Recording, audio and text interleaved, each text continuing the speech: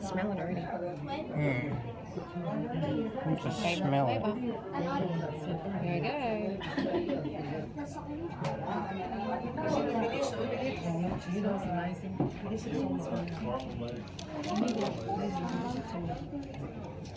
Let's just enjoy watching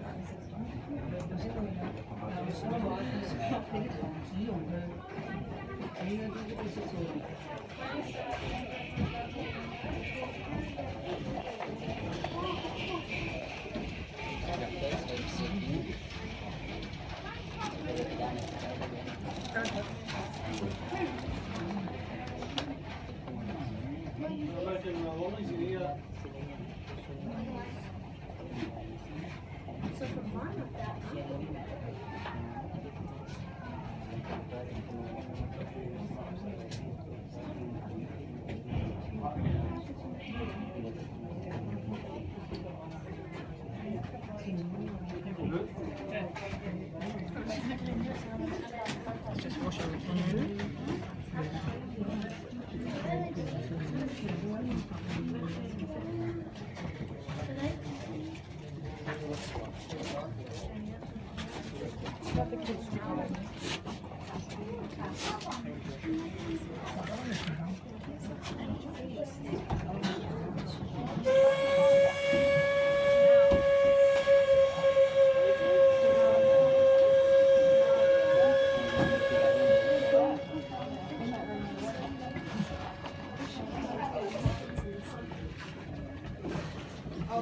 Stop filming while he's what are you doing?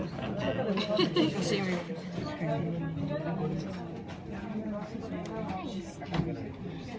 No worries. I'm going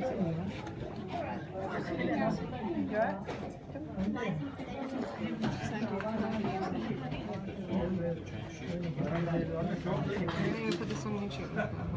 Waiting. I can cut it out.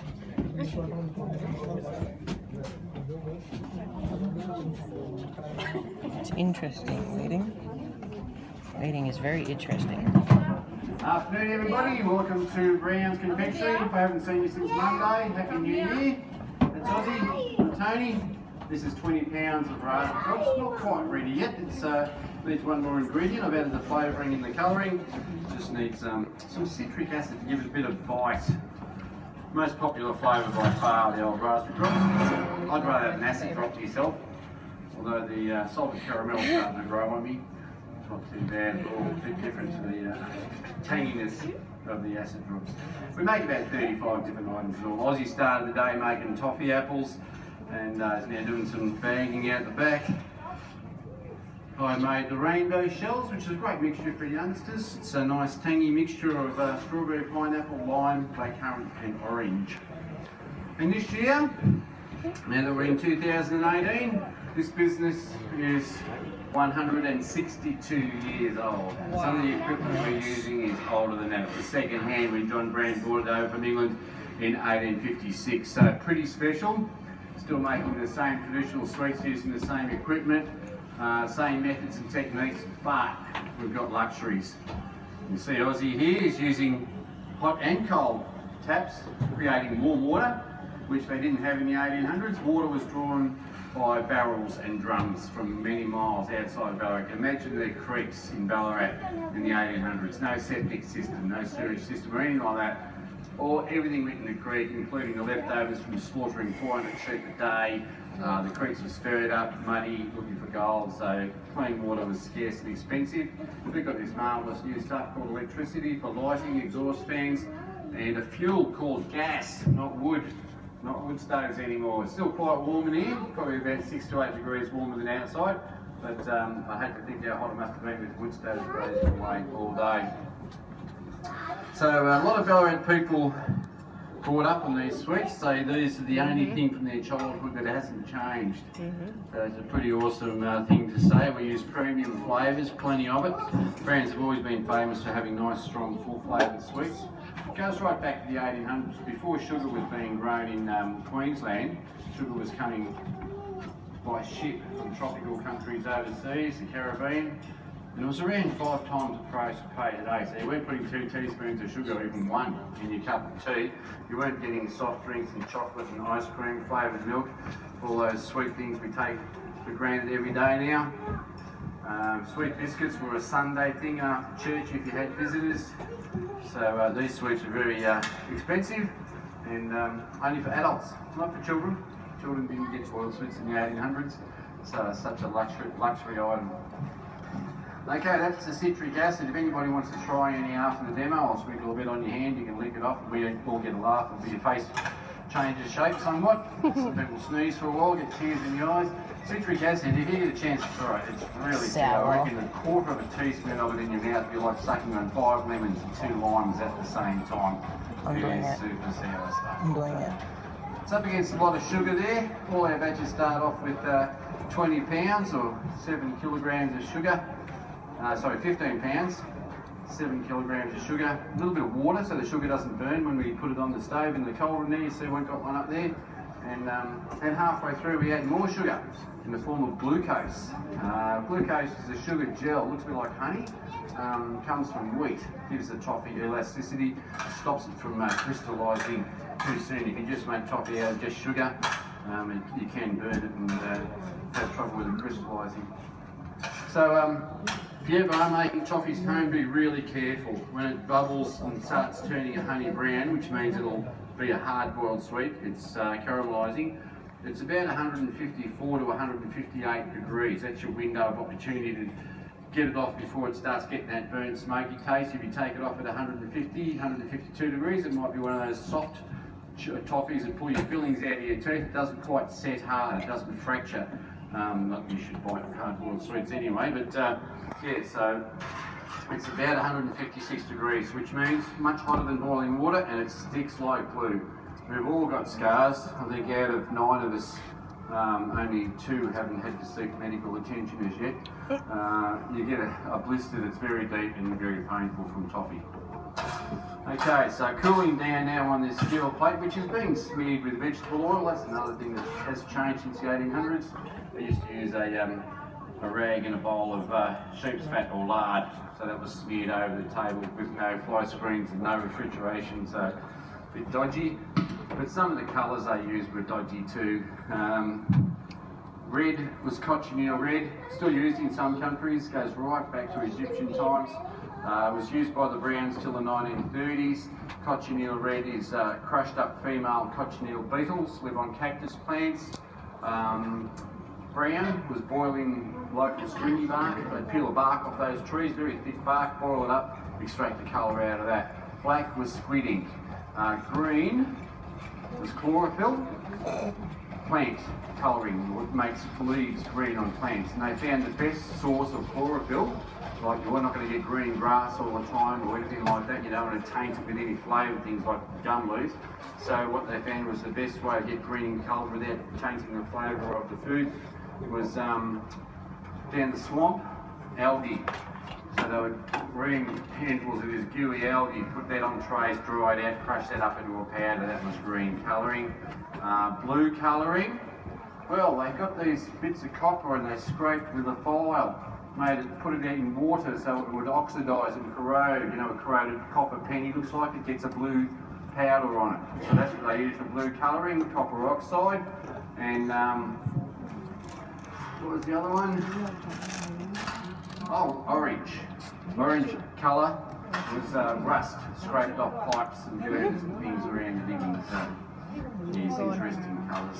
Well, you know all these things because Jack Brown, when he donated the business to Sovereign Hill in 1974, after having been passed on from father to son, generation to generation, hardly changed at all.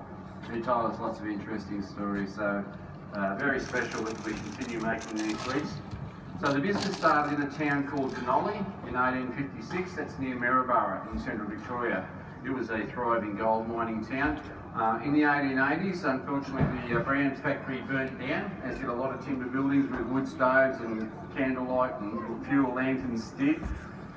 And they moved to Ballarat and this time built a brick factory, and that was passed on from father to son. So the brick factory still stands, got embossed letters out in the front of it there, Brands Confectionery Co. And a lot of fond memories of Ballarat people as we walk past. And I was saying to Ozzy before, you feel a bit warm. We usually can cool the table down between batches.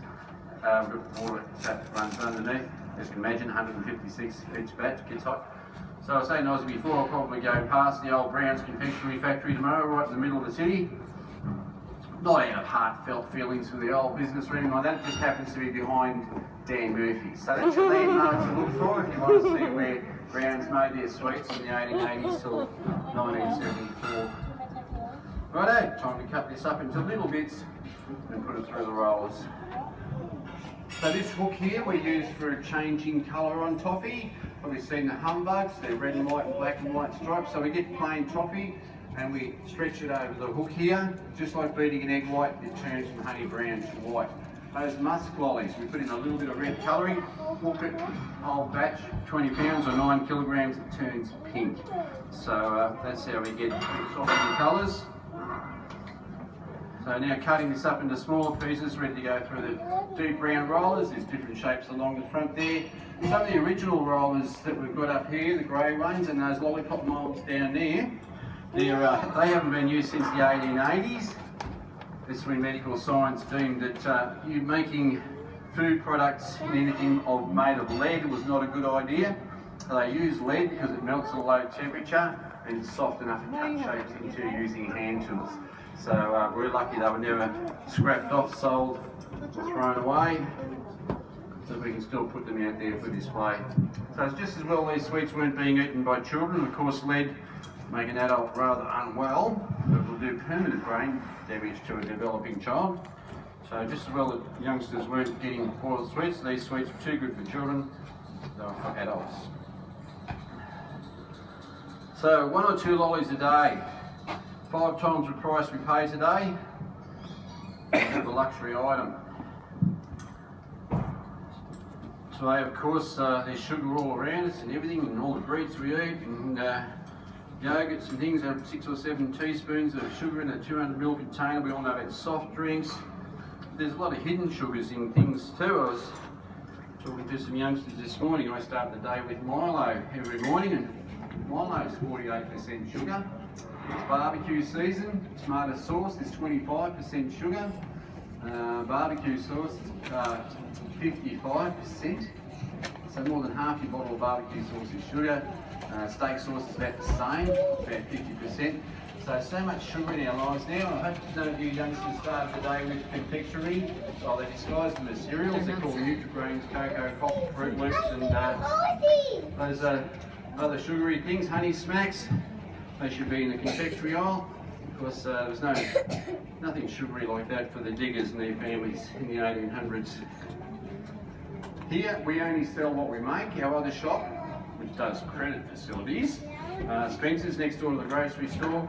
They do bags of lollies, that traditional 4-ounce bag, plus sweets from other manufacturers as well. Right, last batch today, we do let common folk in. So as long as you're 11 or a big 10-year-old, Who wants to roll some of these out with me?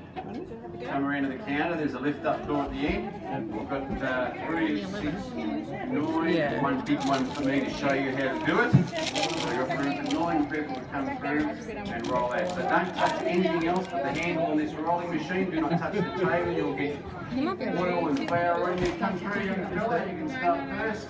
Oh, they got enough. Turn the hand, you know what clockwise is? Stick to the way, a lot of people don't know clockwise. Okay, I touch the toffee, you touch the handle, go. I would stand here if I was you. You're left-handed. Use both hands if you want to. This way. Do this big one before it gets too hard. Thank you very much. Thank you. So a good steady pace. And we're squashing those raspberry flavoured toffee through those rolls. We get a thin piece of wetting or flashing. Hold this together. Alright, young miss, your turn. Stand like I did if you're right-handed. Get more strength that way. I've done it too, I know what I'm talking about. Excellent work. Is there any more behind you, young miss? Don't touch the table, you'll get flour and vegetable oil all over your clothes. Obviously you don't do the washing at home, do you? So that'll take around 20 minutes to cool down and become hard and brittle, quite easily broken up. And then a good shake in the sink, thank you. Is there anybody else wanting to have a go? Want to go? Oh, you're right. Thanks for helping guys. Saves me a bit of wheel. Unless you want to do another piece. You do? Show your ass. No, I know how to do it. I'll do this one and start the section so it goes hard underneath. So, alright, we've got a new taker out the back there. Come through, young fella. Just touch the handle, I'll handle the toffee. There you go. That way. So what we have to watch out for, you've probably all had this problem with boiled sweets or even just sugar in your kitchen if you spill some on your bench, unless you sweep it up straight away. Thank you. Who's going to have another go? Come through. Sugar's very thirsty. It's always trying to reabsorb moisture from the air. So I'll be dusting some of that rice flour, corn flour blend over these so they don't get sticky while I go for a cup of tea and a spoon for afternoon tea. Next please. We've got to get the spoons. Oh, that's it. No go. See you guys. You all right without me, Will?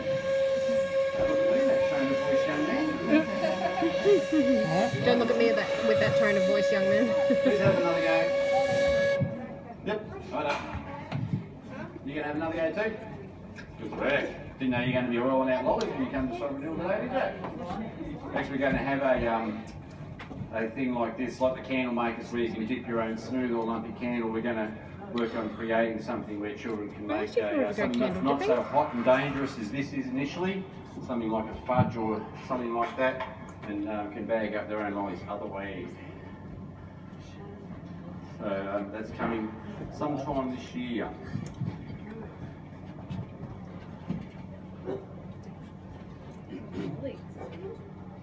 This is good for a Thank you very much. A round of applause for all the young apprentices, confectioners, so children can work in kitchens if there's lollies involved.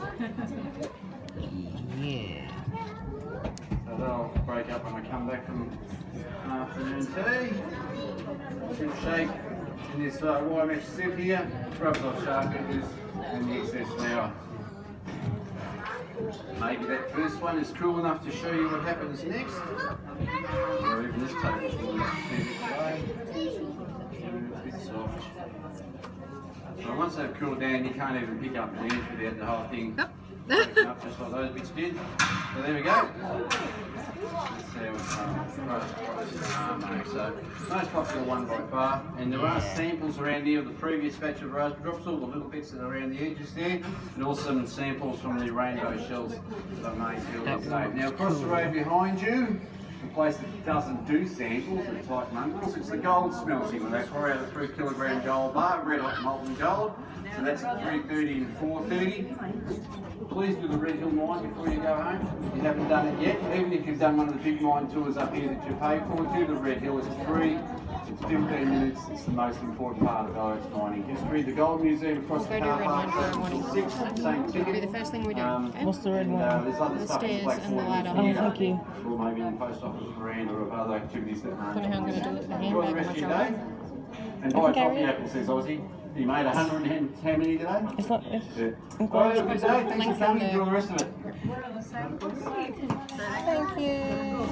The material quartz, and inside that quartz we find small pieces of gold.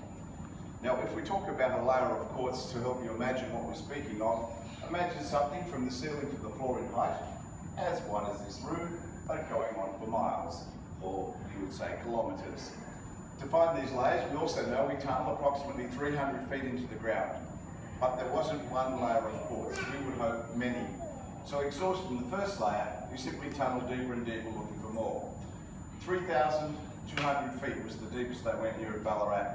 So with picks, shovels, black powder and steam power, they managed to work more than a kilometre into the ground, finding these huge layers of gold-bearing ore. The only problem is, regardless of the depth, you still have to get those layers to the surface to get the gold out of the quartz. So those large layers are simply blown to pieces with black powder, which of course reacts to the tiny bits we have here for you to see. These pieces are gathered up, taken to the building next door, because you see we face another problem. Even though the gold is embedded in the quartz, quartz also is an extremely hard material, and we have to get the gold out of there. So in that building, the battery house, we have batteries of large metal hammers that simply crush the quartz, turning it into a powder like you see here. Water is used to wash that powder and gold over the tables you see in the battery house. Simply by doing that is the method we use to separate the gold from the powder and gather up the gold that we have to purify. So having done all of that work, even though we have gold, we still do not have pure gold. That is when they gather up the gold in the battery house, they bring it over here to the smelting works, pass the gold on to me, a person known as an industrial blacksmith, and then having, no way, just something else. Ladies and gentlemen, as you walk around Sovereign Hill, and as you came through the front entrance this morning, you may have noticed there was a building there known as the Blacksmiths. Now, there are two types of blacksmiths on the goldfields, and I only know one way of saying this. There's the very common variety, the bloke down there making shoes for horses and picks and shovels for the miners. The point is that I'm not one of those. No, ladies and gentlemen, I'm far, far more important. I am, after all, the industrial blacksmith.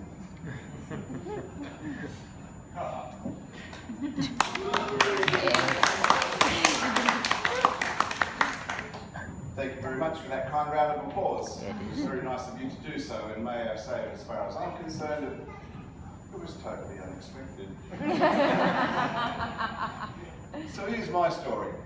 Having got the gold, I have to purify it. To do that, I'm going to need a bowl such as we have here, a bowl known as a crucible, made from clay and graphite.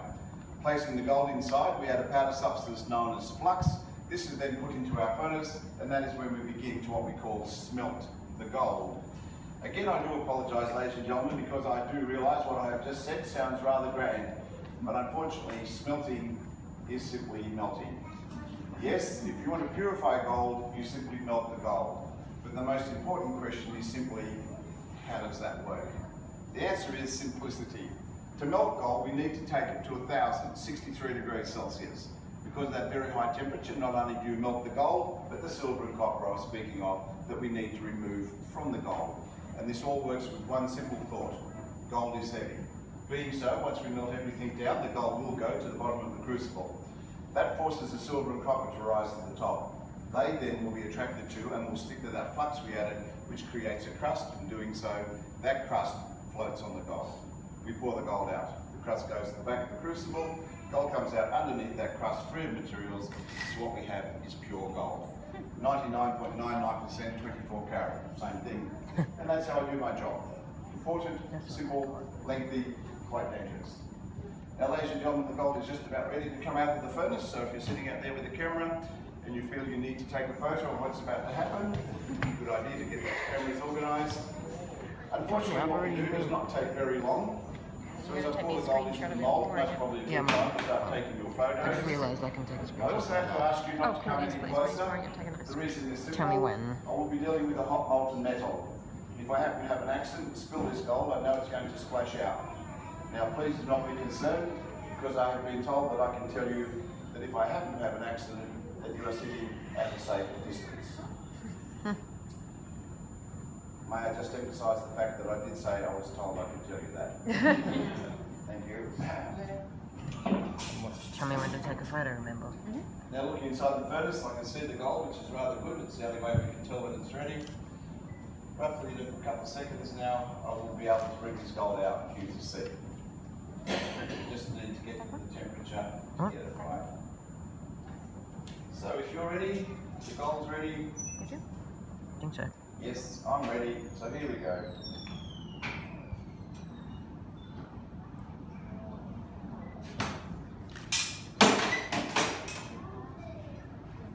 For the police and fireman. Take it.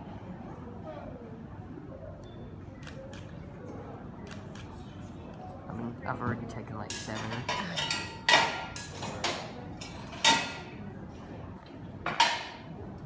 Now, as I said, we did take the gold to a temperature of 1,063 degrees, but unfortunately, as soon as you take the gold from the furnace, it does become solid very quickly, creating a problem, knowing that we need time to show you the gold.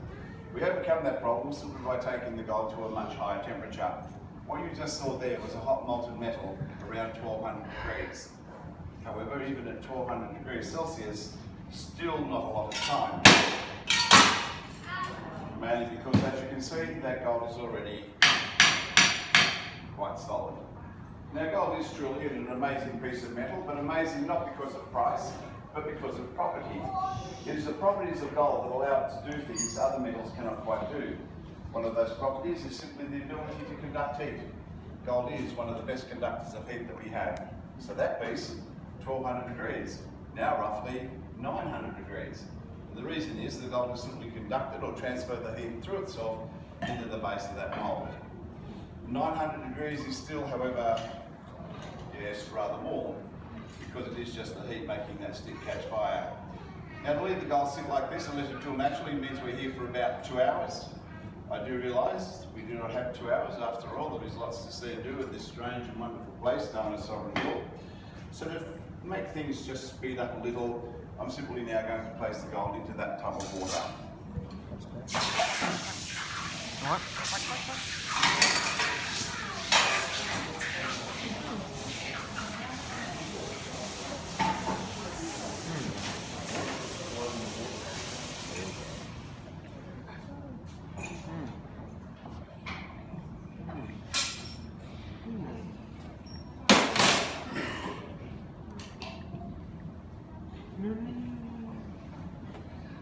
Now, ladies and gentlemen, I did say that gold was truly an amazing piece of metal. So I suppose if we think about this, I'm here for 2 reasons. The first is simply to explain and show you how you purify gold here in the 1800s. And of course, the simple answer to that is you melt the gold. That's not really difficult, is it? The second, though, is hopefully also to impress upon you just how amazing gold actually is. Because it truly is exactly that, an amazing piece of metal. But of course, as I said, it is not because of its price, but because of its properties. So that piece of gold, well, it's been sitting in that water for a very short amount of time. It was, however, 900 degrees Celsius not long ago. And it is amazing because of its properties. So basically, I suppose, there's just one more demonstration left for me to do, hopefully to impress upon you how amazing that piece of gold actually is. May I say, ladies and gentlemen, it's a demonstration that any one of you could do, but I am going to do it for you. And that is, just pick it up. Because the gold has lost that heat, it is quite safe to do exactly what I've done. What we also have here at this moment is a piece of gold that in weight is 3 kilos. A piece of gold that is 99.99% pure. A piece of gold in value, 160,000 Australian dollars. A piece of gold that is not mine. That's 3 really sad bit. It is Sovereign Hills gold, and I need to tell you that because I'm sure if I were you sitting out there, my thought process would be, how can I get my hands on that piece of gold? Unfortunately, it belongs to Sovereign Hill, and they tell us that we are not allowed to let you hold the gold. Yes. I myself think that's rather harsh, but I also want to keep my job. So we do have to finish, and in doing so, first of all, can I just point out for the people with VIP passes, can I just ask you to remain where you are? For everyone else, as I said at the beginning, we are going to exit through these doors, but the reason is for the ladies. Yes, girls, here at Sovereign Hill, as much as we can, we would like to spoil you as best as we can. That means on the other side of those doors, what awaits is a room full of gold for you to have a look at. Gentlemen, the same room is there for you. It's not because it's full of gold, it's because it's a room called the shop.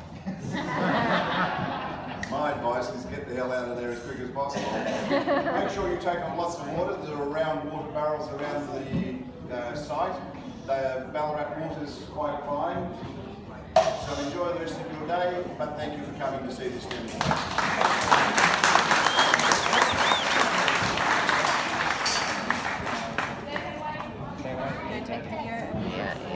Nice. Hand underneath it, hand behind it, so you can see the gold. You got it there? All right. Did you say this is on moving pictures? Yes. Okay, look at the camera. It's $160,000 you're holding, James. Whoop. It is. Look at the camera, sir. That was gold, sir. I know it's gold. It's very heavy. And expensive. Yes, very expensive too.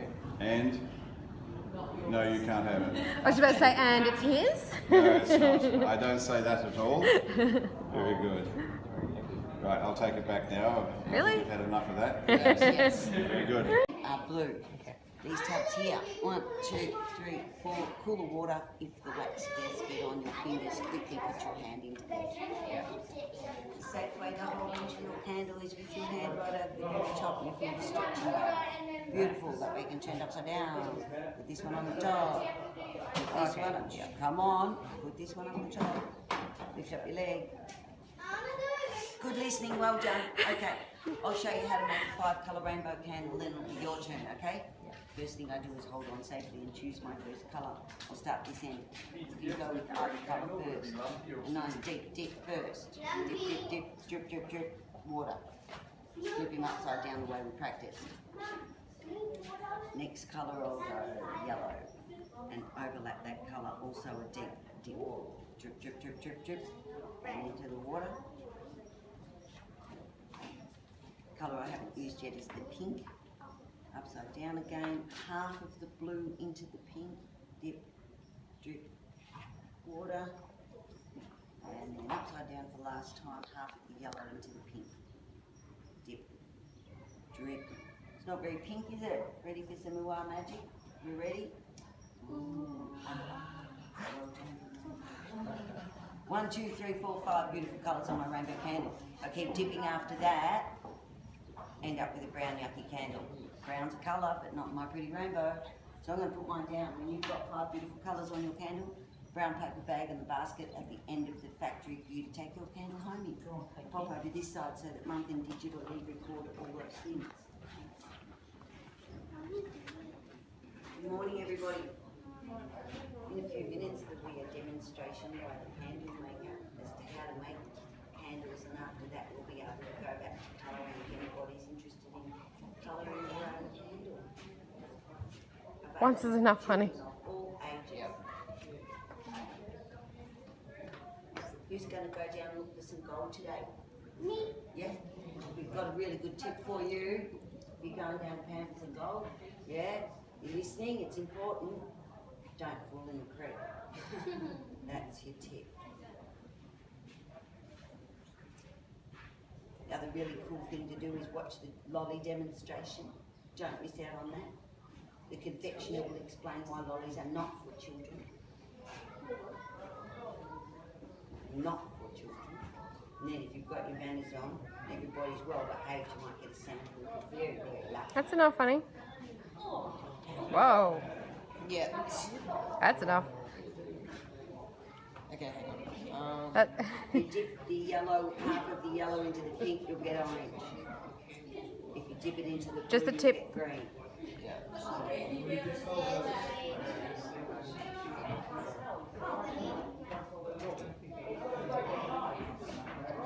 There you go. Look at that.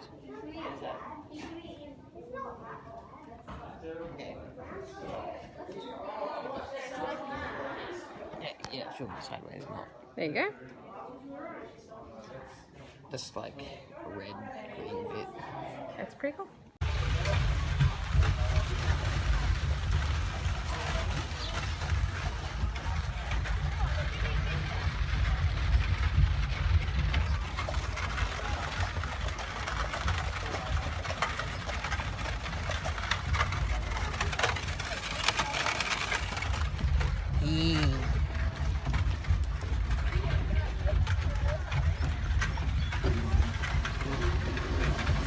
That's the brakes.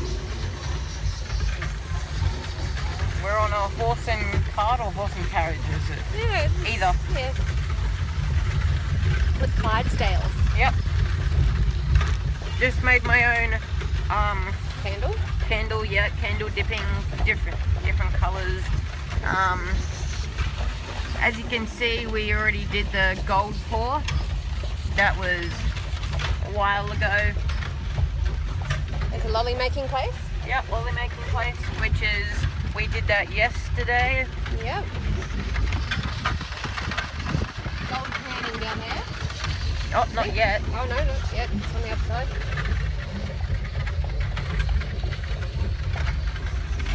So beautiful. There's a church.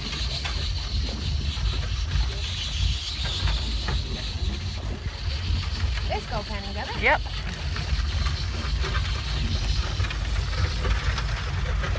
Gold panning. Oh, sorry, it's a bit shaky. Going right past it too. And then after this, we're going to the movies. Again. What? I don't know. There's the huts that they used to live in. There's a horse down there. Is there? Behind the tree. Smell that poop. No, it wasn't me. Where? Whoa.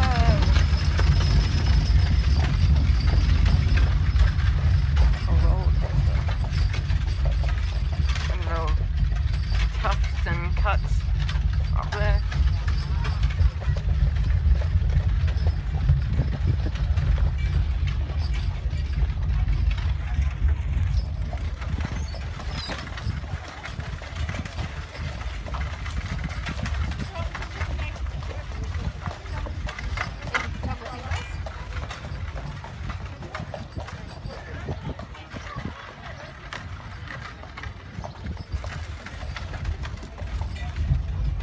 There's the C. Spencer, I don't know what that is. That's the confectionery. The lollies.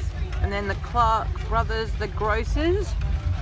And then there's the market, California tent markets. Maker, I mean, not markets. Jewelers. Yep. Watch and clock maker. Yep. There's a bank over there. Yep. Old Colonial Bank. New York Bakery. Yep. Bakery. There's some guys in costume. I think that's Mr. Smith from the Gold Pour. Yeah, gold pouring Mr. Smythe. I think he heard me. A saloon. Yep, a salon. It's a saloon. Not a salon, that's a haircut. The People. theatre. Oh yeah, the theatre where you go see acts and And a mirror. people dressed up and stuff. Get the mirror so you can see the horse. Oh yeah, the mirrors and horses. And the person driving the car. More people. So yeah, and I will... we're going straight to the movies after this, right? Yep, this Okay. is the final Southern Hill video. Final one. And then we're going tomorrow, so I'll see you then.